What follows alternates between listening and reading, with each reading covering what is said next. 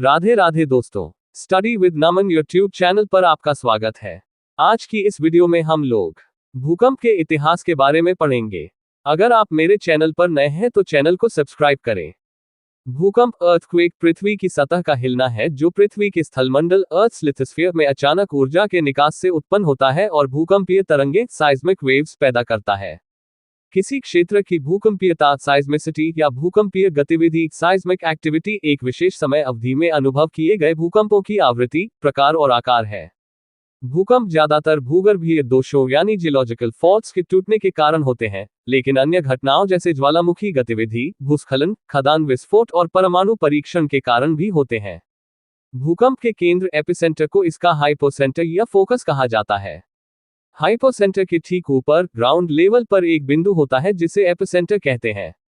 पृथ्वी का कांपना या हिलना एक सामान्य घटना कॉमन फेनोमेनन है जिसकी जानकारी इंसान को प्राचीन काल से है। स्ट्रॉन्ग मोशन एक्सेलेरोमीटर के विकास से पहले भूकंपीय तीव्रता का अनुमान पृथ्वी के हिलने की तीव्रता के आधार पर लगाया जाता था। केवल पिछली शताब्दी में ही इस तरह के झटकों के स्रोत को पृथ्वी की पपड़ी में टूटने के रूप में पहचाना गया है। दरअसल किसी भी इलाके में कंपन की तीव्रता न केवल स्थानीय दूरी और जमीनी परिस्थितियों पर निर्भर करती है बल्कि टूटने की ताकत या परिमाण वॉल्यूम पर भी निर्भर करती है। भूकंप की भविष्यवाणी भूकंप विज्ञान के तहत करने की कोशिश की जाती है।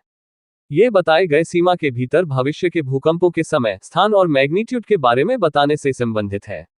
भूकंप आने वाले समय और स्थान की भविष्यवाणी करने के लिए कई तरीके विकसित किए गए हैं, लेकिन इसकी सटीक भविष्यवाणी अभी तक संभव नहीं हो सकी है।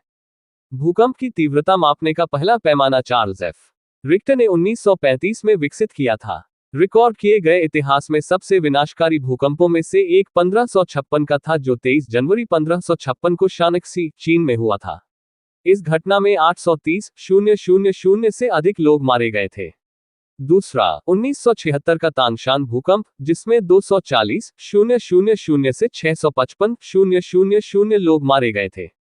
वह 20वीं सदी का सबसे घातक भूकंप था। 22 मई 1960 को चिली में आया भूकंप सबसे बड़ा भूकंप है।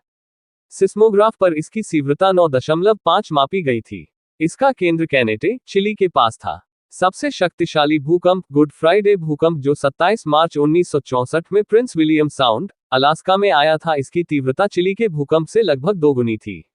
हालांकि इन सब में से केवल 2004 का हिंद महासागर का भूकंप इतिहास के सबसे घातक भूकंपों में से एक मापा गया है।